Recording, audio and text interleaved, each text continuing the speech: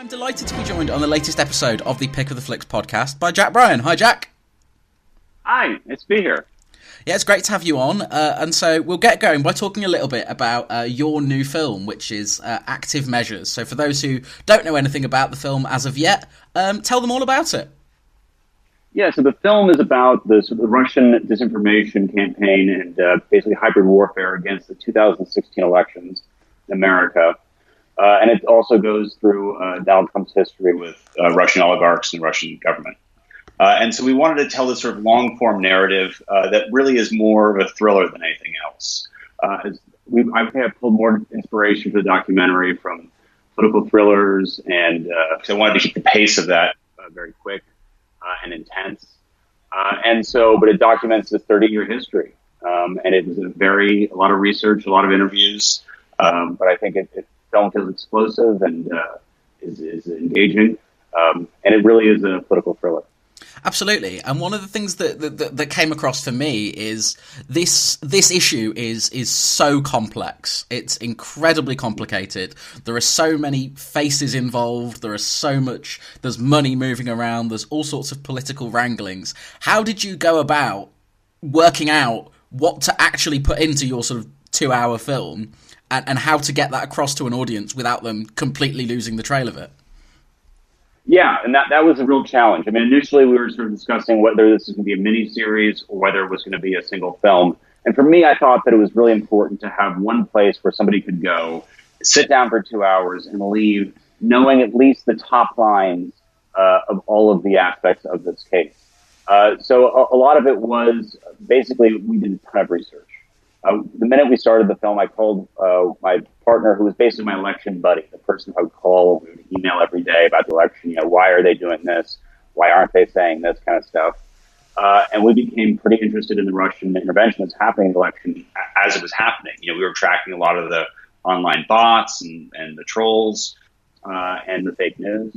And so it was, we just got fascinated by it and sort of began working on that. And we basically, the way that we compiled it was we had what we called our Bible, which ended up being about a 120-page document, which is just a timeline of all of the public reporting that had happened to that point.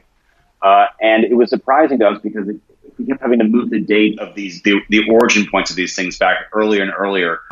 Trump and the Russia stuff started in the mid-2000s, but we found, he was basically sold 5 units in Trump Tower personally to a Russian mobster in 1984, and the state attorney general called that money laundering. So a lot of it was just trying to figure out when we could start, and really, not trying to go back further and further and further all the time because it kept pushing.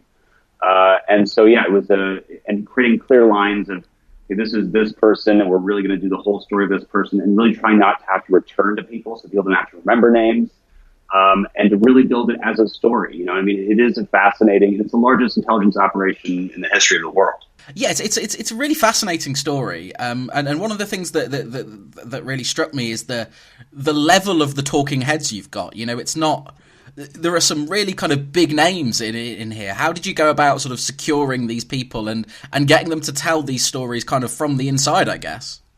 Well, I think the first part was, especially when we started doing this piece, a lot of these guys were frightened because the story wasn't getting out there. I mean, the president was hammering every day that not just his involvement, but also that the Russian operation, which every investigator, including the Barr, said happened. And at that point, there was this vast denial that it was even going on. So I think part of it was that these guys were scared that the story wasn't ever going to come out. But also, my partner was really Marley, who's my election, one of my 2 partners between her and Laura Du Bois. Marley Clemens was one of the producers and co-writers on the film. And she really approached all of the subjects of the documentary. And what we did was we figured it would be very tough to get John McCain or Hillary Clinton if we asked them first. But the easier people to get were the experts that they trusted and really knew the subject matter.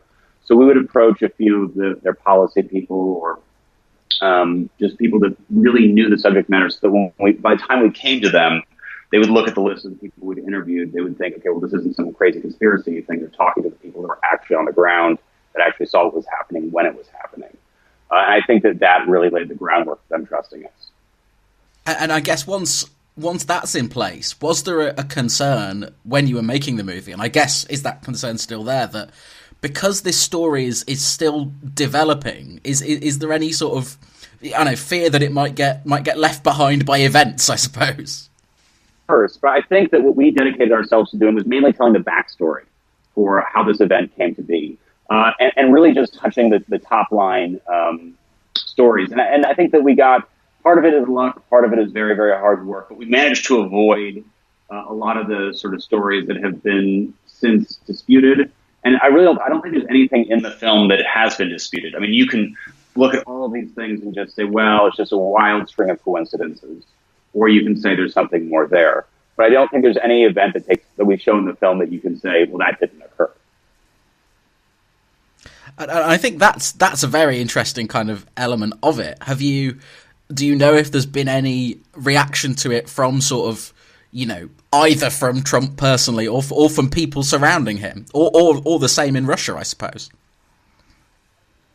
No, I mean, we had one Russian oligarch or Ukrainian oligarch through Lanny Davis, who is also Michael Cohen's lawyer and lawyer for what I would consider to be a bunch of sort of shady Russian-connected institutions. He put out a press release saying things that were clearly untrue, that, denying what was in the film and denying also what was written in a couple of books about the subject matter.